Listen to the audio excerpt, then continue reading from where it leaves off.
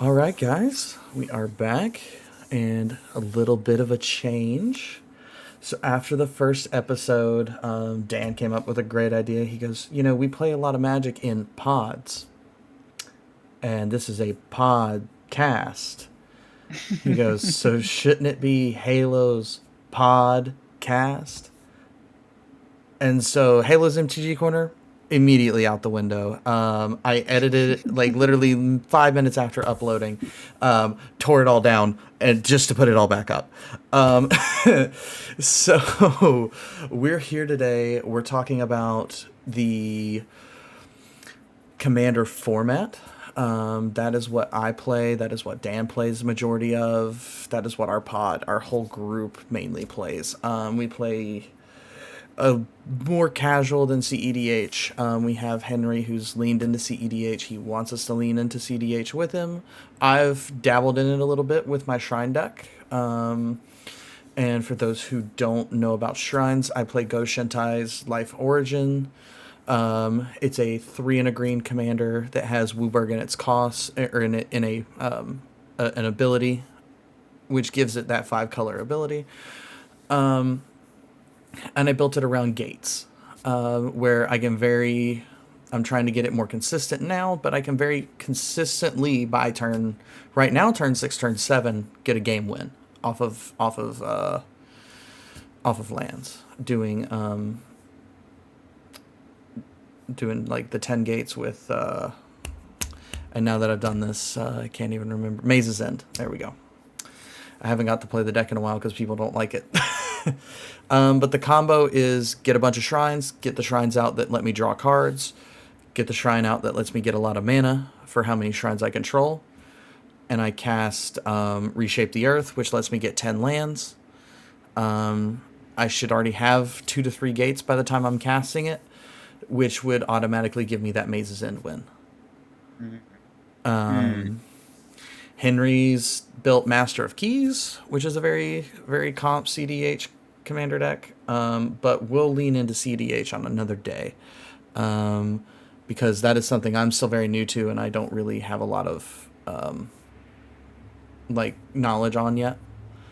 But what we're going to lean into today is the commander format as a casual standpoint, what decks we play, what decks we don't like to see, why we don't like to see them, what commanders we think are good, what commanders we think might be good commanders, that we haven't necessarily played yet.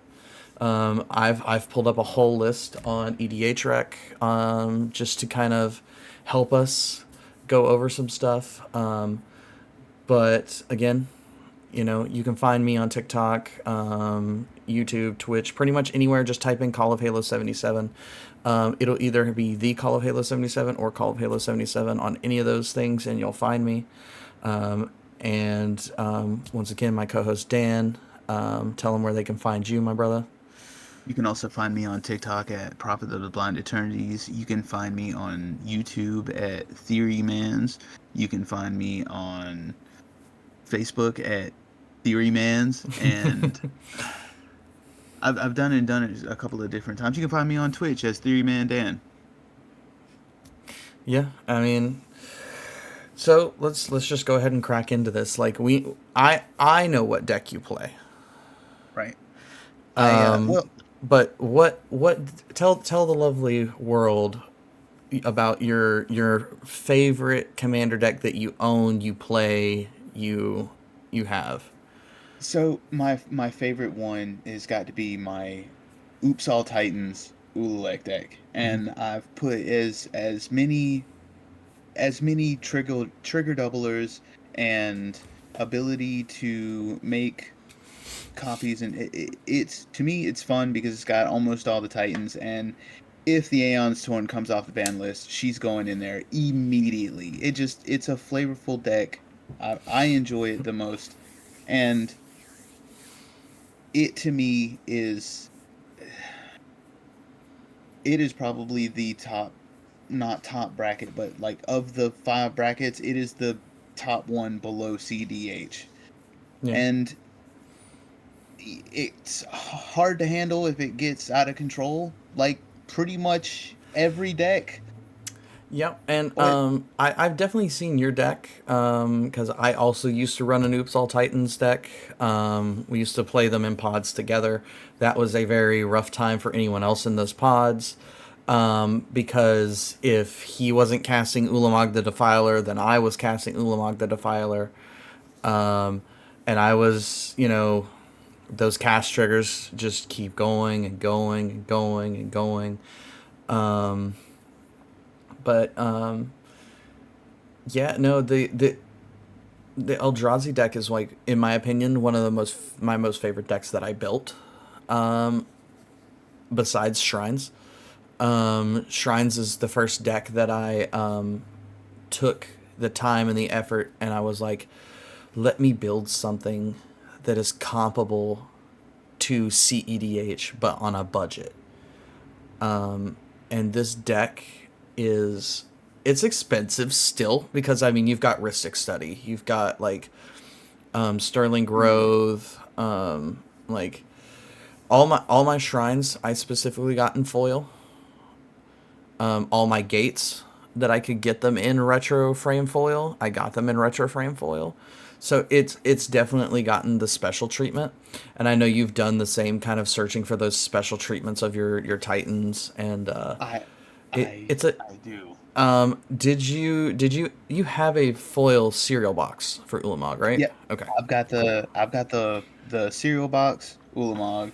I've got the Ultimate Masters, Borderless, Ulamog, and Kozilek in Hmm. there. Will has my texture foil Emrakul the Aeon's Torn. So like, as when I'm gonna get that back from him, and that's the one that'll go in there if she comes off the list. And then You know the best thing about that though? It rule zero, casual commander. If you talk to the pod and you're like, hey, what's the chances you could let me run this so I could just see how it goes?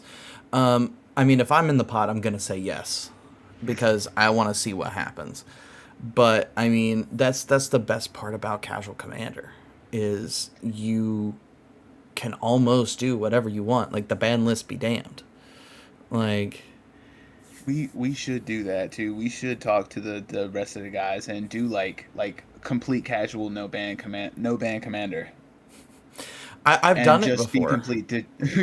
We'll all just be complete degenerates. Dude, so I at my LGS, like before I started playing at the one we play at now, we had a pride event where it was the same pride event where you could have two commanders as long as they were legendary, they were partners, but there was also Right. no ban list. Mm.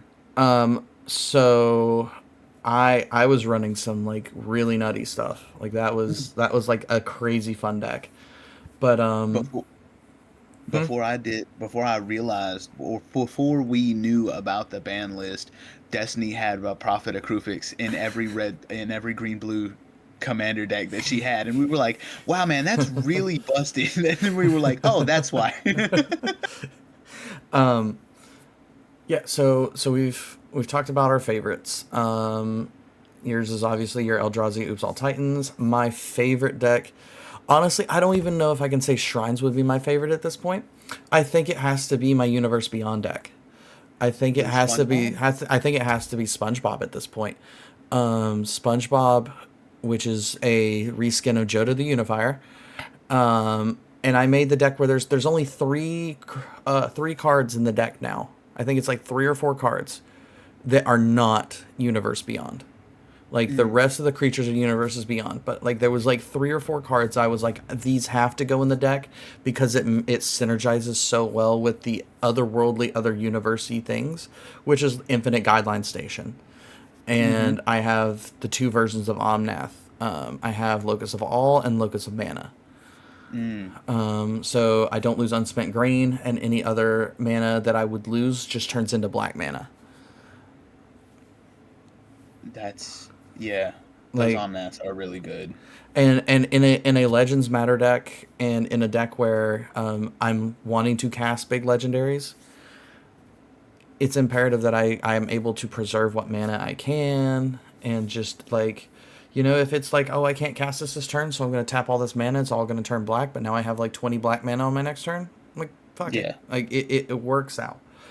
Oh, what I could do with 20 black mana. Dude, there's so much stuff you can do with that unspent mana, and it's insane. Like the deck does so much. So, so much value for all those legendaries too. Yeah, my Finn the Fangbearer is a reskin. It's Wesley Dread Pirate Roberts from Princess Bride.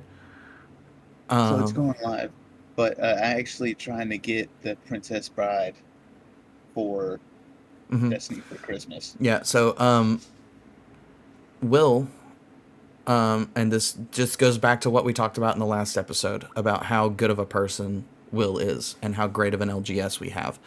I was having a really rough day. I came in to the shop to just be at peace. Rough mental health day. We all have them. You know, you need to take that time for yourself and your mental health and just grow and kind of, get yourself into a better mental state. And my place that I go to for that is our LGS.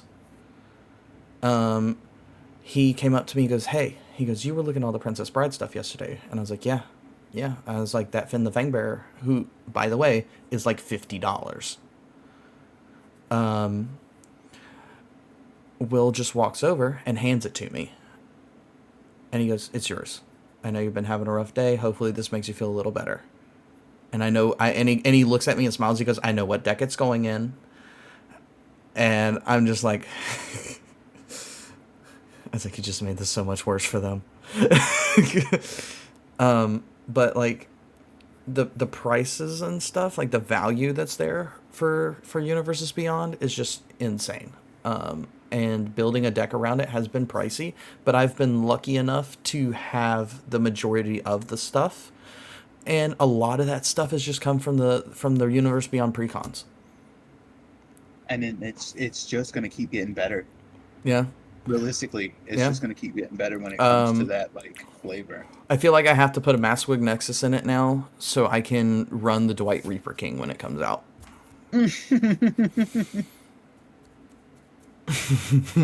It makes sense too. It just that would make it that much worse. Yeah. But I have beside me here over the past 2 years what EDH Rec has rated as their top from best to worst commanders. So what I was gonna do was go. Let's look at the top 10 and the bottom Hmm. 10 and see, or well, maybe not the bottom 10. It might be hard to get down to that, but we'll look at the higher end, look at the lower end. We'll kind of, you know what, screw it. We're gonna bounce around. Yeah. I'll say the rank, or well, how about this? We'll play a little game. Hmm. I'll tell you the card. You tell me what you think the rank is, and then we'll go over why we think Okay. that. All right. How many did you say there are total Oh, dude, this is over the past 2 years. over the past 2 years? But How I'll many? do this. I'll do this. I'll keep it within the top 100. Okay, I'll top 100. top 100. I will keep it within the top 100.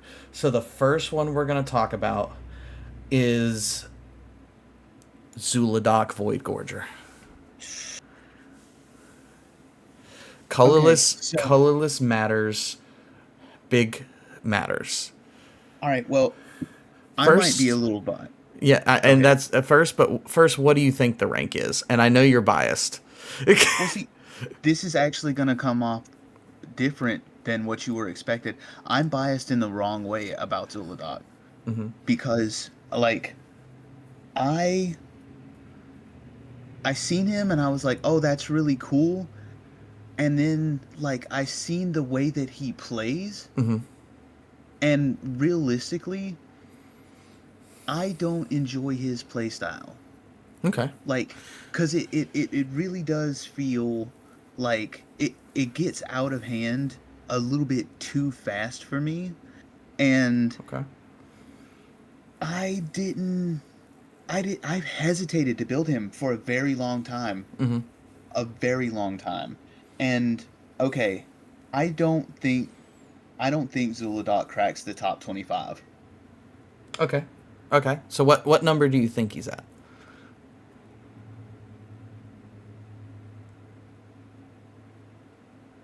15 to 17. He's ranked number 30. Damn, see? So See? he has 19,663 decks on EDHREC. So me personally, I think he's better in the 99 for an Eldrazi deck. I think he's better Mm-hmm. in the 99 for like an Ulalek deck where you search him out with Ulalek. Now you're copying, you're stacking. I think it just works better. I gotta find one that's really gonna like throw you. That's what I gotta do. Sauron the Dark Lord. Now it's the three blue, black, and red ward sacrifice a legendary artifact or a legendary creature. Whenever an opponent casts a spell, amass orcs 1. Whenever an army you control deals combat damage to a player, the ring tempts you. Whenever the ring tempts you, you may discard your hand. If you do, draw 4 cards. I top 20 Okay. just because of its a Universe Beyond card. Right. And like I have seen that a lot of people enjoy like okay, so I don't even have to see the list and I already know this from like number 1 is Ur-Dragon, is Yep. it not? Yes. The top card, the very top is Ur-Dragon. Mm-hmm. And oh man, I'm trying to remember what I had seen that the I, like I second one was. I will say this: you're on the money for it being in the top 20. You are on the money for that. Okay. What number do you think in the top 20? 13. Number 7. Number 7. It is number Okay. 7. See. So I will give you from rank 7 back. I will give you rank Okay. 7 to 1. So rank 7 is Sauron. Rank 6 is Pantlaza. Mm-hmm. Dinosaurs. Yep. Rank 5 Kalia. Mm-hmm. Talia the Vast. Yep. Cranko Mob Boss for number 4. Yeah. Goblin. Atraxa Praetor's Voice, which is the Proliferate for number 3. Yep. Number 3. Number 2 is Edgar. Edgar Mark. That's right. Edgar Markov Your vampires. Eminence is your top 2. Yep. Let's see. We'll do one more guess and then we'll just start talking about some of these. I can't believe this is even in the top 100. That's kind of crazy. Thalia and the Gitrog monster. Thalia and the Gitrog monster. Yeah, so You said a white, black, and green. First strike, death touch, 4/4. You may play an additional land on each of your turns. Creatures and non-basic lands your opponents control enter the battlefield tapped. Whenever Thalia and the Gitrog monster attacks, sacrifice a creature or a land, then draw a card. So it's in that black-green, so you can ramp, graveyard, recur, right. and then you have white. You said it's not even in the top 100. No, it is. I'm Oh, it I'm is? just kind of surprised that it is, because I personally feel like there's more options, but that's just me. I think that one goes really good in the 99 of pretty much all the Gitrog monsters, and Thalia goes really good in Necrobloom. Mm-hmm. And Which Necrobloom is in the top 100. Necrobloom is in the top 100. Necrobloom is where to go? 34. I was gonna say, it's gotta be better than the top 50 Yeah. because Easily. it's, dude. Okay. Do you want me to just tell you what Gitrog and Thalia is, or do you want to actually guess?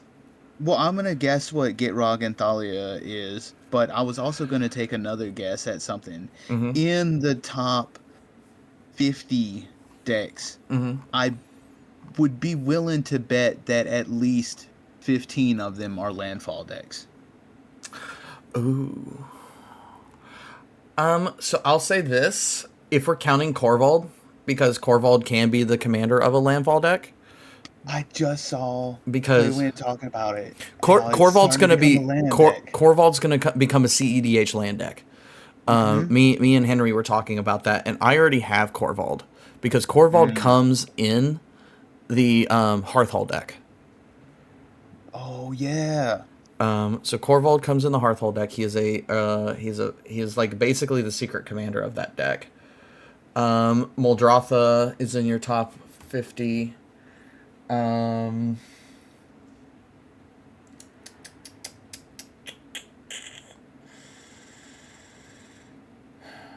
I see a few. I don't know if I would say 15 in the top 50, but there is a few. You've got Necrobloom, Corvald, Moldrotha. Um,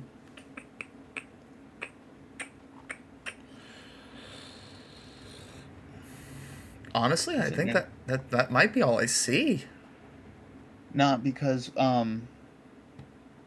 Tatiova, she's got to be on there somewhere. She's not in the top 50. She's not in the top 50 Mm-mm. for real? I don't even think she's in the top 100. No. Um, Probably because she costs too much. she is expensive, but she goes well in the 99 of Hearthfall. Yeah, she's not in the top 100. See, if she was like one blue, one green, and like Mm-hmm. one, Mm-hmm. oh, No, top 25 100%. for sure. Let's see. There we go. So what do you think Thalia and Gitrog is? Uh, Honestly, I'm thinking probably like 70 something. I'm Rank. 75 to 79. She is rank 100. What? She is on the like cusp. Mm, Um, so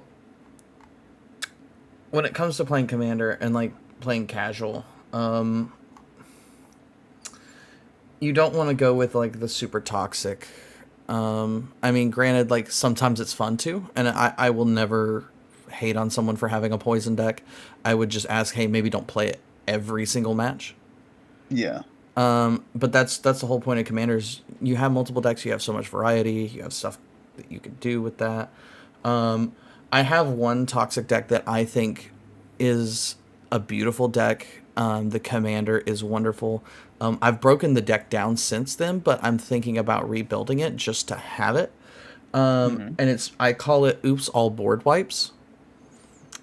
And now hear me out. It's a Rakdos commander. Hmm. It is Judith, Carnage Connoisseur from Murders of Karlov Manor. Oh yeah. So three Yeah. three a black and a red. Whenever you cast an instant or sorcery spell, choose one. The spell gains Death Touch and Lifelink, or create a 2/2 red imp creature token with whenever this creature dies, it deals 2 damage to each opponent. So the deck I had was built around things that dealt 1 damage to each creature an opponent Mm. controls. I would give it Death Touch and Lifelink. It would kill everything. Okay. I would then, if I cast a spell to help me draw, because I had some draw engines like Read the Bones and stuff like that, I would create Hmm. an imp off of those to balance it out. But it's one of those cooler decks where I didn't want to play it all the time because the deck was literally just built around burning people and just making myself a problem. And she's also a 5 cost commander, so it's a little Yeah. it's where Because it starts to get a little pricey. right. And so, um, I've actually I've pretty much built exclusively Eldrazi decks, but there is one that I built that I it didn't have any Eldrazi in it, Mm-hmm. but it was super flavorful. It was like your Universes Beyond deck. It was Garth, so it was 5 color Mm-hmm. Blueberg, but it was Jurassic Park. All the cards, all the Mm. Universes Beyond cards from Ixalan Mm-hmm. and humans, Mm-hmm. and then that was it. And it was fun. It is fun. It's sitting right here, but I haven't done anything with it in In a so while. long. It's not even sleeved. Yeah. Um, a deck I've been really wanting to build is Indoraptor. So I've got I've got Indoraptor and Mm-hmm. I've got Indominus. And those are two that I had done, and I basically built it to where, you know, I had Furnace of Wrath in there. Mm-hmm. I had fucking like, Blast Act. I had all this stuff, multiple ways of to deal damage to a creature Mm-hmm. and I was like, beef up, kind of almost Voltron Mm-hmm. with it, and then just like, okay, let's just start fucking chaos dinosaur shit. Yeah, I don't have Indo. I have Indominus, but he's in the 99 of SpongeBob. Hmm. I wanted to build a soup deck for him too. Like a keyword soup deck would be so much fun. I just haven't had the time. Honestly, the time, money, or patience. Uh, Ditto. I took it apart because I found out that I was playing it wrong the whole time. Mm, So, like, the keyword soup, mm. if you throw away multiple creatures that have the same keyword on there, I was like, okay, it enters with a counter for each of them. So I've got three flying counters, two things to the, Oh yeah, no. and it's just the one. Right, but it's And still it's still a really good mechanic. hmm Um, but yeah, no, I get where you're coming from with that. and because I had that thought process, Hmm. I did play it for like 2 or 3 months, and I was like, wow, this deck is really ass because I'm spending 4 or 5 turns doing all this stuff just so that I can cast Indominus and throw the 7 creatures that I have in my hand Hmm. away. But I'm almost dead now, and then they immediately target it, and I'm like, oh, okay, well, this was kind of doo doo, Yeah, that's and why I you just took have it apart. to. That's why you have to like. It's got to be built around trying to get him out quicker and trying to um, push priority because he's something that he's obviously going to be responded to. But if we can get Cavern of Souls, naming dinosaurs, Mm, the even if he's the only dinosaur in that deck, now he can't be countered when we cast him. that's true. We just there's it's about finding ways around it with him Hmm. and trying to get just a better outlook with his like get him on the board quicker, get some boots on him, and Hmm. get him swinging hard and fast. Um, but no, I completely get where you're coming from with that. Like you were playing it one way, and you're like, oh fuck, um, I'm actually wrong about this. Let me do this. I want to say no. This is the Indoraptor one. Um, my ship makes lands go boom deck, which is my upgraded Hearthhold deck, has officially been deemed a bracket four. Okay. So that's kind of nutty. Hmm. I could see it though. Hearthhole is really solid. Yeah. Um, I mean that plus the scape shift. Um, Scape shift is a Yeah. sorcery, two green. Sacrifice any number of lands. Search your library for that many lands. They come into play. Put them into play tapped and shuffle. Eh, That's a sorcery, right? Or is that an instant? Sorcery. Okay, yeah, because I was gonna say at instant speed that would be busted. Oh yeah, at instant speed it's cooked, but like, um, I can't change it yet. I just keep seeing the fact that I have the wrong Scoot Swarm in here now, but that secret layer is The Play-Doh one. it doesn't drop for another 15 minutes officially. So, but because we were at MagicCon, we got to get that stuff early, so I already have it. Um,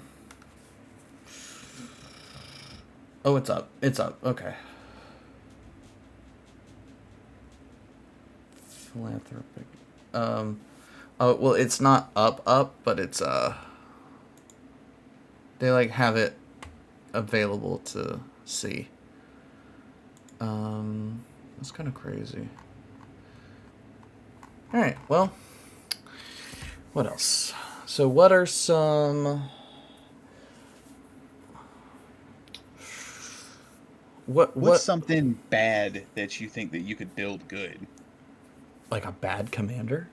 Yeah. What's a bad commander that you think that you could build good? Oh, um, Because I've got one right here that I've attempted to build, but it slowly steered into one direction, and I was like, this is supposed to be different than everything else. um, dude, I really feel like I'm trying to find it. I'm looking for it. Um, where'd it go?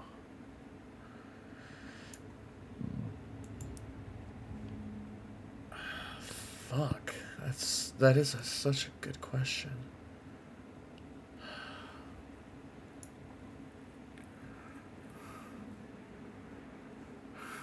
I'm like delving so far down into the like I'm in the like almost 700s now with ranked decks. You know what? I think I could do this one. So he's kind of expensive, which I think is what makes him the worst thing about him. Mm-hmm. But I really think that I could make a Valgavoth Terror Eater deck and make it good. Mm. Mm. He's Vagabond Terrier. He's the Valgavoth that's like He's two black, two nine. red, and two. No, he's 9 mana. It's three It's black, three red, and three. it's a mono black commander. He's 3 black and Oh, 6 of any color. He's a he's the nine okay, nine yeah. 9/9 flying lifelink. Sacrifice 3 non-land permanents as his ward cost. If a card you didn't control would be put into an opponent's graveyard from anywhere, exile it instead. Mm, And during your turn, you may play cards exiled with Valgavoth. You may cast a spell this way, pay life equal to its mana value rather than paying its mana cost. that's right. So the downside to him is he's so expensive, and getting I feel like getting his cost down would be difficult. However, Yeah, because he's an enchantment creature, and you couldn't choose enchantment if you were to run no, something like he's a legendary creature, but no, no, he's no. Like his subtype, his like creature type mm-hmm, is enchantment creature, and you can't know it's what is he? He's an elder demon. Elder demon. Mm-hmm.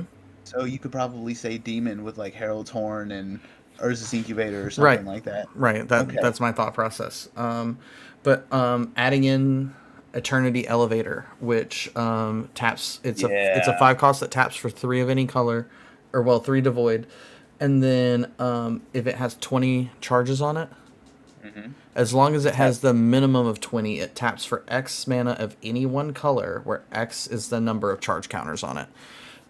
Yes. And so I mean 20, and it's a mono black deck, so it's breach the multiverse, arch enemy's charm, 0 point ballad, the soul stone, Mm. the void altar, the black planet. Mm-hmm. Secundi Sirer. Obviously, like it's a mono black deck, so we want Phyrexian's Arena, Dark Ritual, um, you know, Cabal Ritual. Cabal Ritual, Jet Medallion, Toxic Deluge. Oh yeah. All the good stuff. I mean, if we're really gonna go down that hard route, then I could do a Mana Vault, um, Chrome Basalt Mox, Monolith. Fucking Basalt Monolith, Ancient Tomb, Demonic and Vampiric Tutor, Necropotence. Um, I might get toxic enough to put a Turgid in it. mm, Like having Turgid in the 99 just out of spite. uh what is it? What is it? Black Market? Black You Market put a Connections. Yeah, could do not that. no not connections because that's the one where it's you pick one or more of the three. The one that I'm thinking of is whenever a creature dies, Right. it's either a creature or a creature you control dies. You put a corpse counter on that, and at the beginning of your upkeep, you add 1 black mana for each corpse counter on it. Ooh, okay, okay, okay. I want to say it's The, like Black Market. uh, but I feel like that is something that could. I feel like he's got so much potential because, yes, I would be, paying a lot of life to cast a lot of spells, but life is a resource. Easy fixes for that is like a Whip of Erebos. Whip of Erebos will give all my creatures life link. Aetherflux Reservoir. Aetherflux Reservoir. For Christ's sake, let me just run Grizzlebrand one time. Um, Yes. And if you're running Gristlebrand, then you'd throw in Shieldred and you'd like double your life total from oh, paying the oh, 7 life to oh, draw the yeah, cards. yeah, no, she ordered the Apocalypse too. Yeah, Mm. absolutely. Shit, that's true. Yes, Oh we're my playing casual god. commander, by the way. Yeah, no, the more I think about it, the more I can make this deck very casual. It would still technically be on that casual side because it's not going to be CEDH, but it's still going to be a very powerful deck. Like, it's a strong deck. This has the potential to be a lot of good stuff. Altar of Dementia. Um, oh god, dude! Like there's a lot of options for this.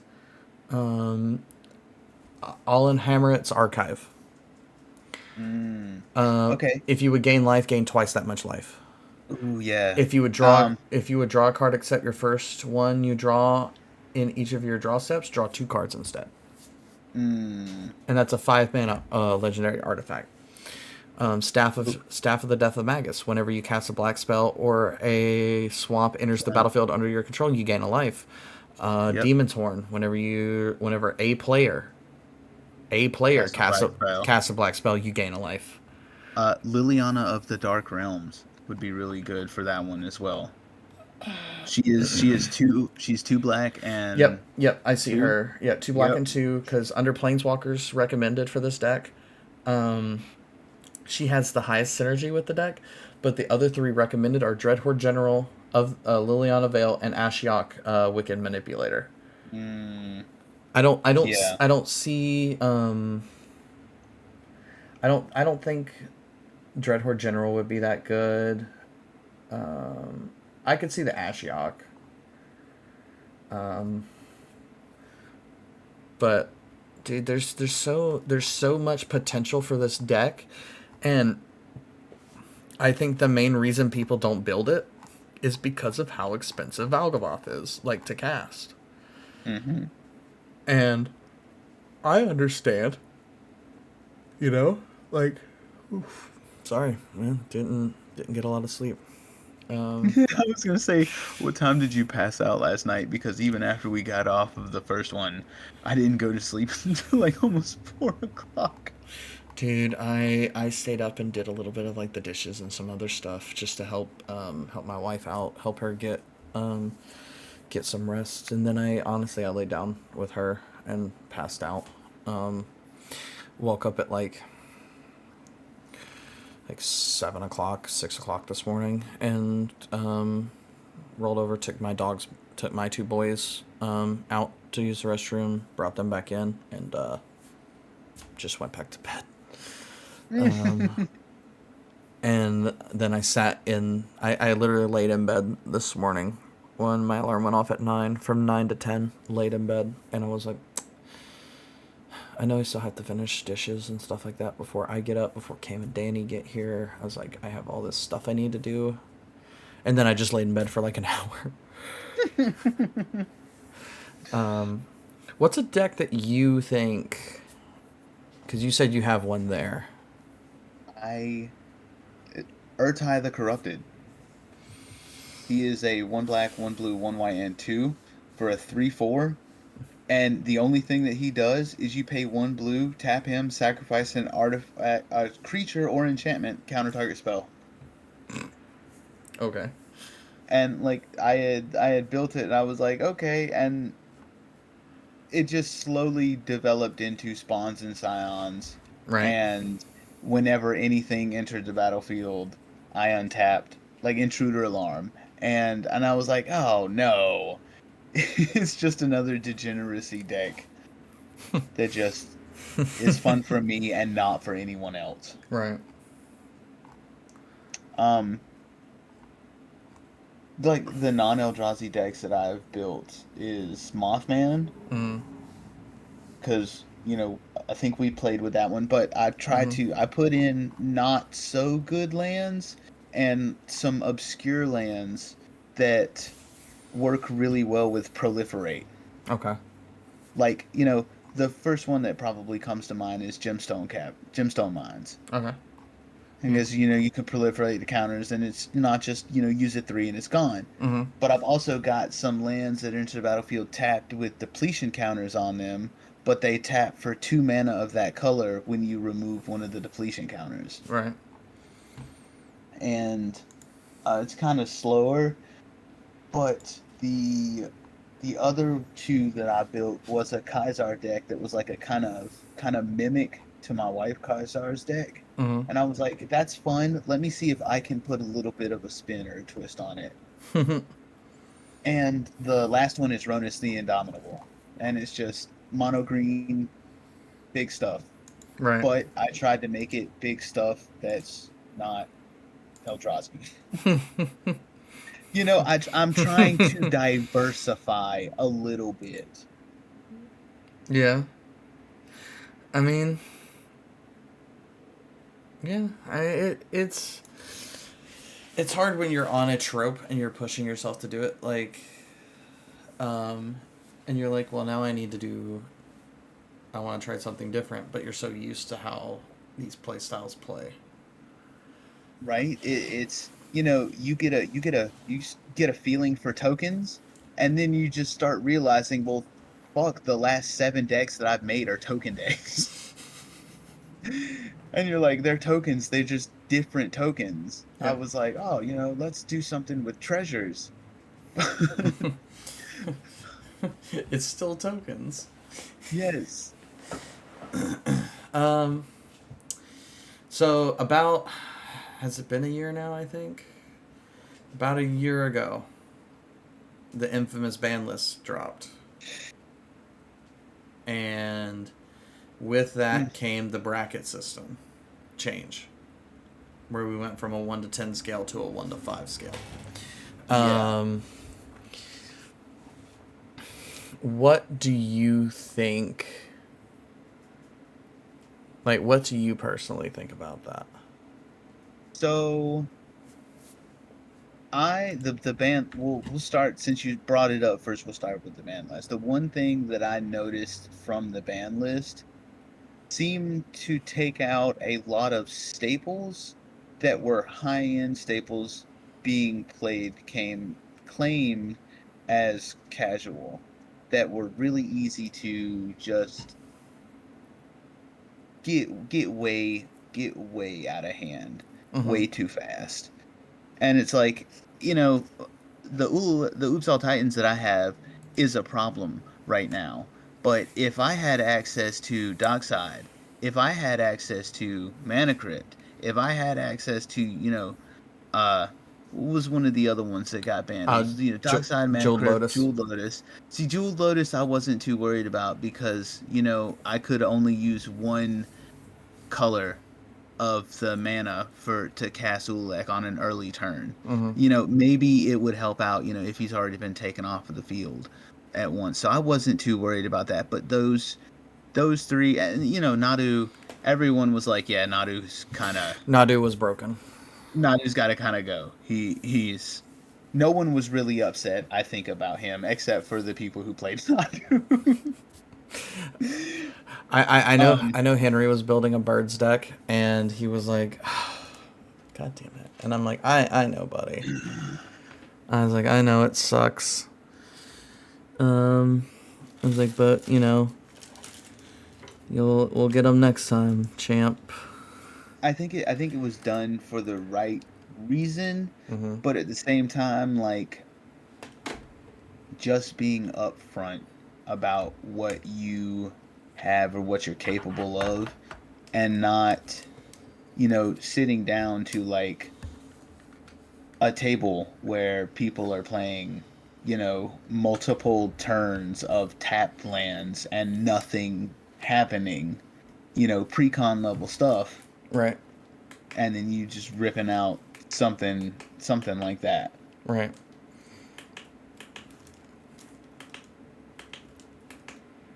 There we go.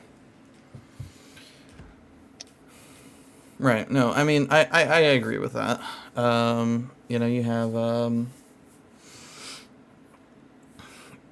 but the bracket system, I feel like the 1 to 10, it was kind of a very wide and hard to determine scale. Mm-hmm. I feel like shortening it to a 1 to 5 is a good idea. Um, I just feel like there wasn't a lot of information given, and if I'm being like honest about it, Wizards. Let's see that one. Okay, sorry, I'm trying to get this LED adjusted so I look a little more presentable. But no, what the Lane had before they announced the bracket system, right? The five, they announced they were making changes and they were going to change the bracket system. Right. Lane got tired of waiting, and so Lane was like, "Well, what if I just make my own bracket system?" And in 20 minutes, this man made a great rough first draft of a bracket system for the shop. Okay. And we were going over it, we are getting everything like squared away, and literally call it a month later, we're still fine tuning it. Wizards drops their bracket, right? And we've been working on this for months. We've been trying to get this figured out for you guys. It's the exact same bracket system that we made in 20 minutes. And now we're taking that time to expand on it. So I just feel like they could have put more effort in it.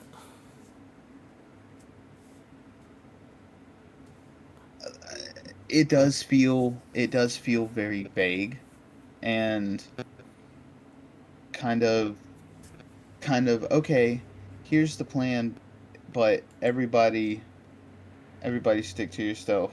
Mm-hmm.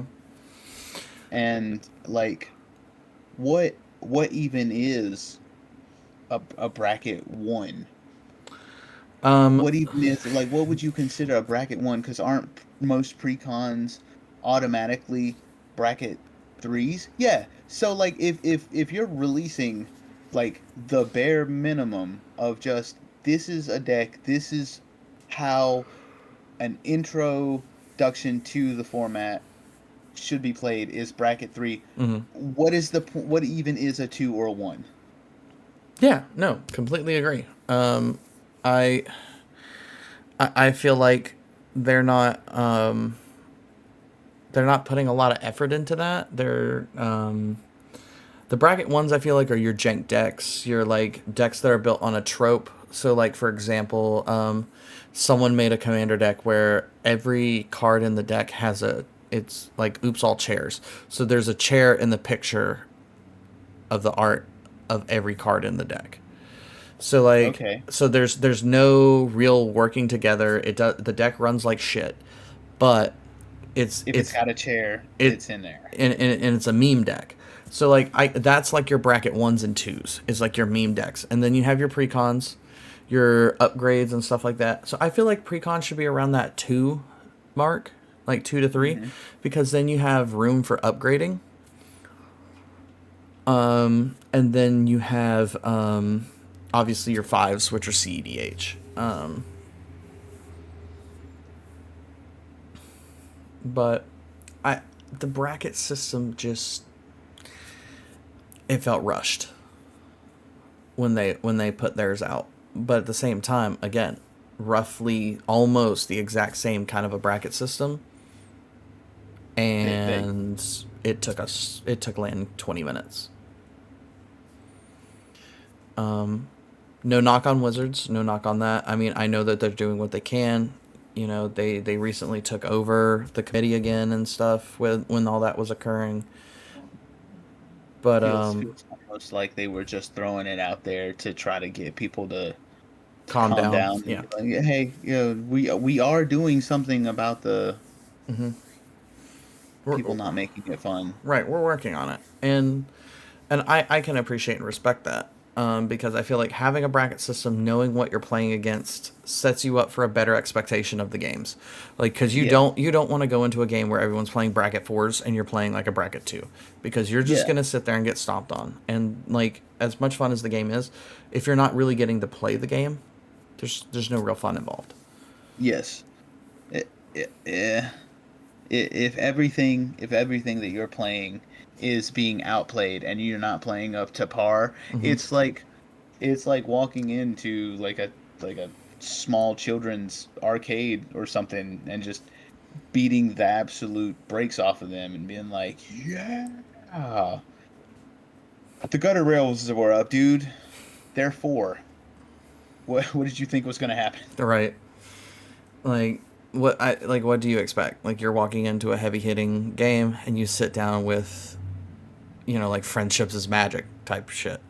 Like, Yeah, you can't expect to come into a highly volatile game with something very casual and expect and to just enjoy have it. enjoy it. Yeah, exactly. Because like, there was a deck I was building in my head. It was a mono blue deck, um, and it was a um, hold on, I can tell you the name.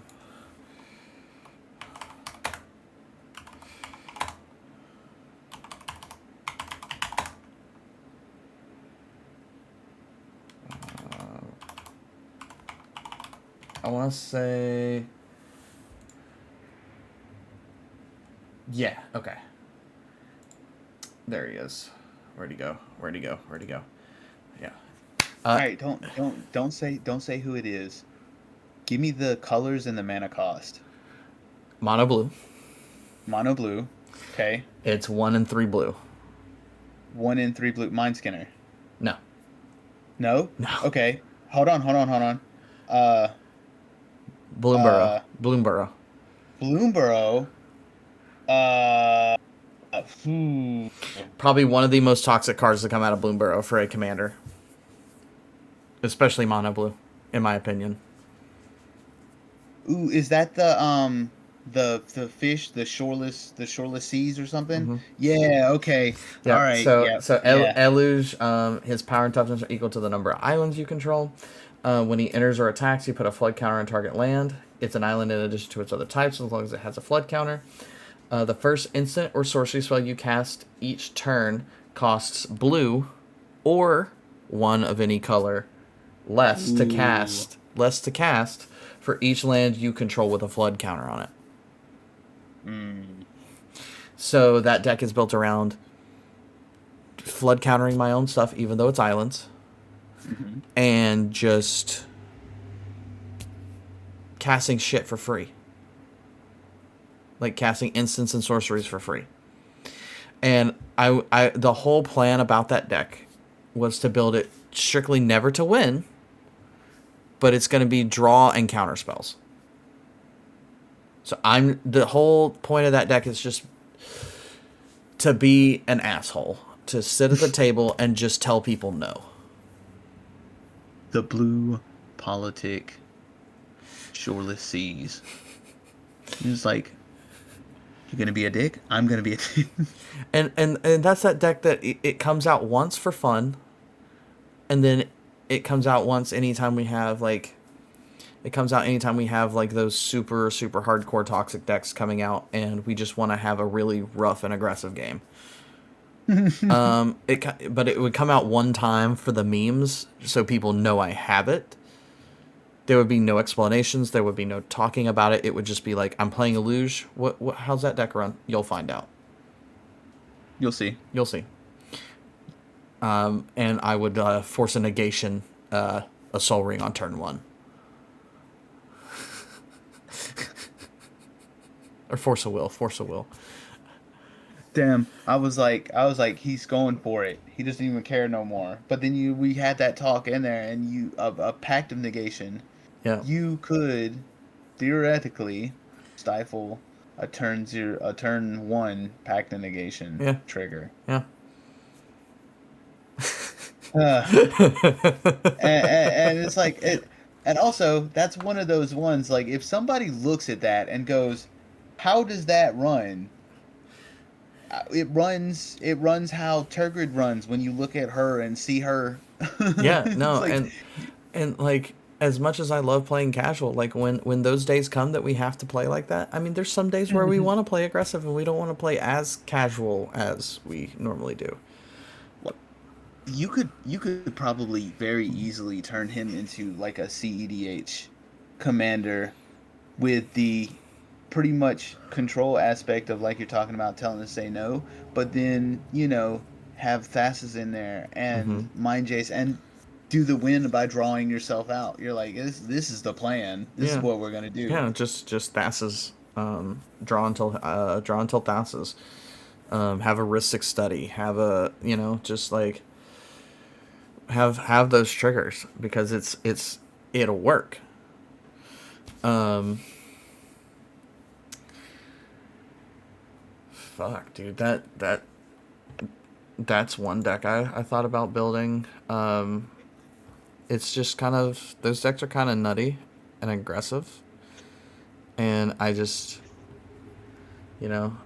there's an infinite combo that could be put in that deck at some point. I feel like, I mean, mono blue, but yeah, it's one of the cooler decks. Um, it's commander related, but it's also related to what I want the next episode to be kind of about. What is your opinion on secret layer commander decks? I don't really have that much of an opinion on it because as far as like secret layer commander decks, what's that? Angels, they're just like us but cooler. Like the Raining cats and everyone's in dogs. Everyone's raining cats. invited. 20 ways to win. I mean, I think they're cool. I think the idea of having like an entire deck that's like a secret layer, secret printing is good. I just my whole thing with the whole secret layer is like Is it worth the money? not even is it worth the money, it's the like get it now or you can't get it for what you're supposed to get it for. Right. It's that like the FOMO and the good stuff is always sold out and Yep. like within hours. Mm-hmm. And it used to not be like that, even though I never participated when it used to not be like that. So that I guess that's just me reminiscing about the days past gone that I don't even have access to anymore. Like when secret layers were print to order. Yeah. Yeah, so everyone's invited is still available. It's not even in low stock. But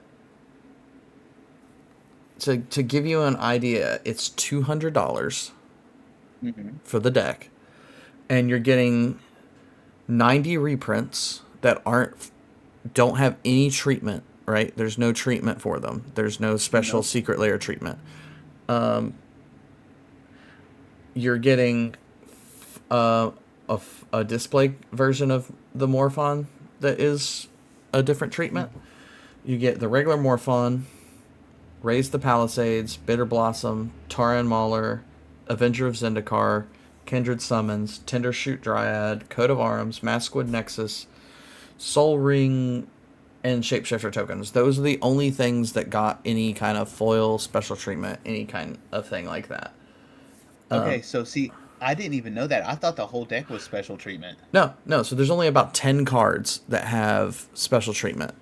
Not worth it. And like Not worth it. some of the cards in the deck are probably other cards from other secret layers, but it's the secret layers that were like normal printings. They wouldn't be like full arts and stuff like that. Yeah. Um, Mm-mm. and one of those is a Renin Siri comes in Mm-hmm. the deck. But like for $200, like I would want like a lot of love done to this deck, and there's just not enough there for me to justify it. Um, and I'm trying to look now two hundred because dollars if everything was like the same style as the other one. So mm-hmm, I'd say totally worth it. Go for it. Because I guess I'm a sucker for that. Like if you're gonna commit to the bit, commit to it, mm-hmm. right? But don't.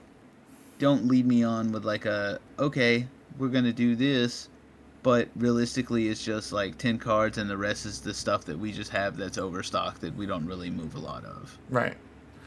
Because if I'm being honest with you, that's kind of what it feels like if it's not everything is that same treatment. Yeah. The Soul Ring out of it is worth market of 33. So, um, Do you even get the money back for the 10 cards if you were to just sell it? okay. All right, time to do math. So $33 for the Soul All right. Ring.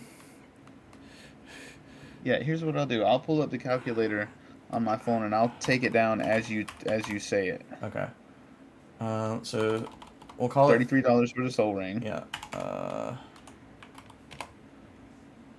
let's see. Where's $24 for the Morphon? Mm-hmm. I gotta go back and look at what a. Okay, Bitter Blossom. Um, $31 for the Bitter Blossom. Okay. Well, we're already at 88. Right, and we still have a decent bit. $16 for the Taurean Mauler. Mm-hmm. That's 104.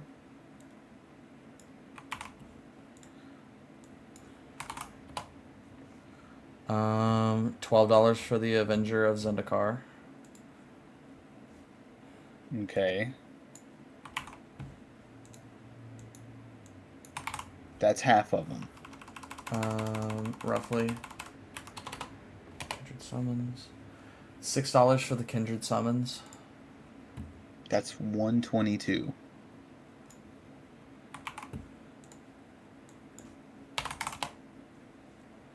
$9 for the Tinder Shirt Dryad.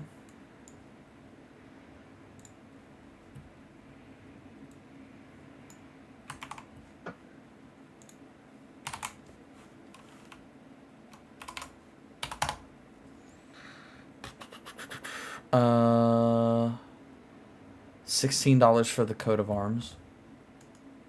Of course. And then That's 147. well, I mean, the only one we have left is we have Race the Palisades that I have to look at, and Mascode Nexus, which I'm doing now.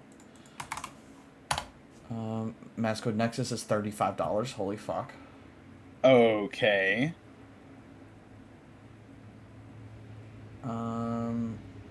And then last one's gonna be Raise the Palisades.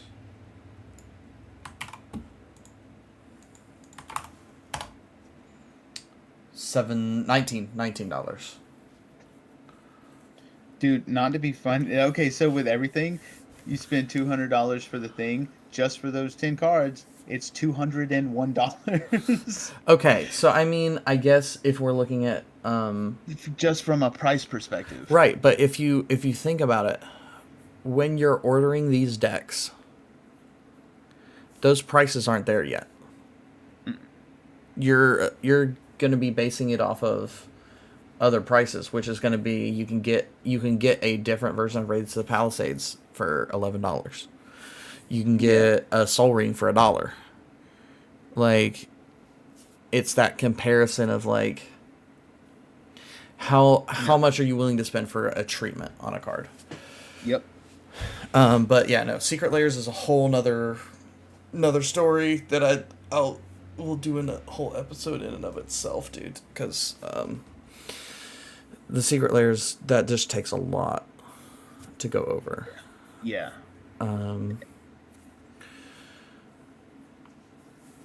So to recap, so far we've talked about the good, the bad of what we like and don't like. We've talked about commanders that we think we could build better than, what they're, I guess, advertised as in a sense. We've talked about our opinions on the bracket system, on the ban lists. I mean, we've kind of hit all of the good marks.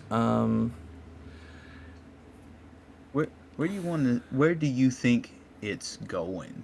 Like, do you think that the future of Commander, with Wizards recognizing it as a format, is going to be more competitive, or I that it's going to be more casual focused?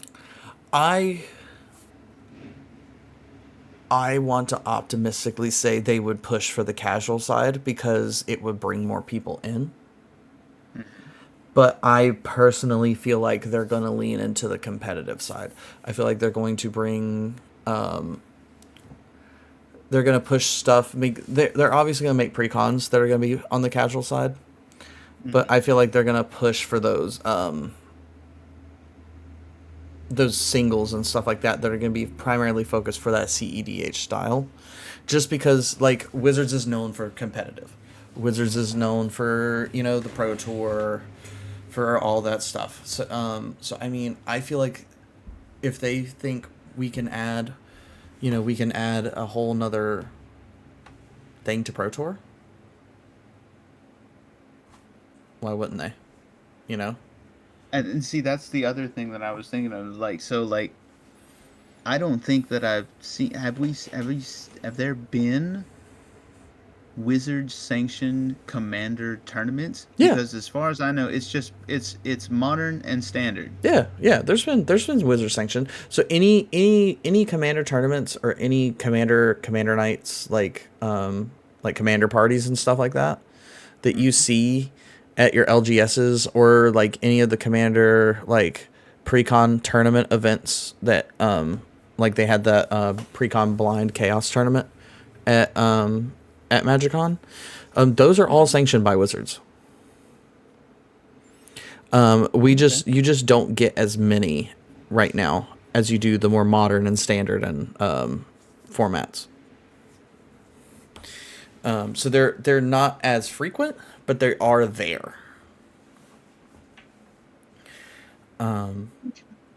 and that's just I feel like they're gonna start doing more. Is what I feel like. Okay. Yeah, because I could definitely see it. I we're getting Commander decks in Avatar, right? Nope, No Commander decks nope, in Avatar. nope. Our next two commander decks will be in Lorwyn Eclipsed. Okay. We're Those we're are getting a commander bundle with Avatar. oh, that's what it was that I was thinking of. I was like, I thought I could have sworn I seen Commander something in the name somewhere. Yeah. So Avatar: The Last Airbender Commander Bundle. Now this should not be at the price it is right now. Mm-hmm. So what it comes with is 9 play boosters, 1 collector booster, 15 traditional foil lands, 5 of them with full art, 15 regular lands, 5 of them with full art, a click wheel life counter, a storage box, and 5 borderless cards that are popular in Commander. So what the description says for those 5 cards is 3 of them are going to be Soul Ring, Arcane Signet, and Swiftfoot Boots. Of course. And then 2 of them are booster fun cards. Get 2 out of 10 borderless versions of classic spells, perfect for any commander's arsenal. Hmm. Um, Hmm. but because of FOMO, these boxes are at like 274 market, Avatar is gonna do way better than Spider-Man. and it's going to be way more expensive. Yes. Oh man. Um, Collector boxes right now are pre-ordering for 800. And we haven't Um, even seen anything out of them yet, other than nope. what we've seen out of them. No, and there's going to be seeded packs in the next, like there was in Tarkir. Okay. Like So your like pre-release kits. So you're going to have Azula Black, Zuko Red, oh yeah, yeah, yeah. Okay. and those are pre-selling on TCG for around $98 a piece for each of the colors. Mm, There's going to be a scene box. yeah. There's I going to be seen there's as going to be two scene boxes that I can see right there now. they're really leaning into that with the scene I things. love them. I love my scene boxes. I have one right there. Yeah, I have my Spider Man. that's the the Spider-Man one. Hmm. Okay, yeah, because Yeah, I think them putting the One Ring in the first, because that was the first scene box, wasn't it? the Lord of the Rings ones. Yeah, I think so. Yeah, the Lord of the Rings ones with yeah. I think so. Yeah, yeah, I think so. Um, but I don't. Ooh, I might have to talk to Will because the market on the future site Ur Dragon tanked. Market's $20 for an Ur Dragon right now. Damn, that's not bad. So, after we get done recording, I'm gonna screenshot this, send him a picture of that, and be like, "Let me pick it up. If you still have it, let me pick it up for 20. If not, I can easily just pick one up for 20. 20 on here. Yeah. Because the last time I saw it, he had it up for 64, which is I think was a valid number to assume for it. Yeah, But I mean,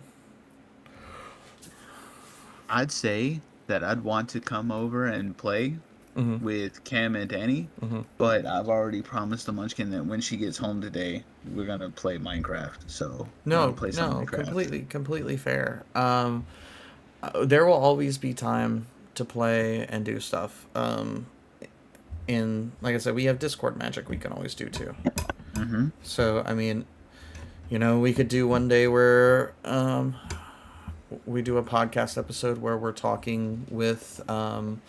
I'd have to figure out getting all the cameras set up. Like, have an image on one side that's our cameras talking. Have an image on the other side that's us playing, and getting that spaced out where it's big enough, or Mm. alternating, like recording both at the same time, but then editing it in where we alternate the screens to when And someone's then playing and when someone's not.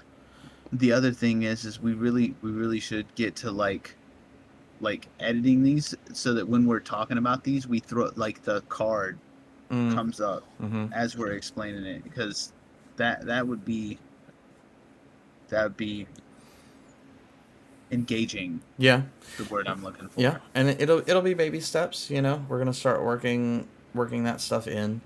This episode's not gonna go up for a little while, probably Right? at least a week. So I'm thinking that might give me some time to try to edit, um, and work on it, and then we'll see what we can do from there.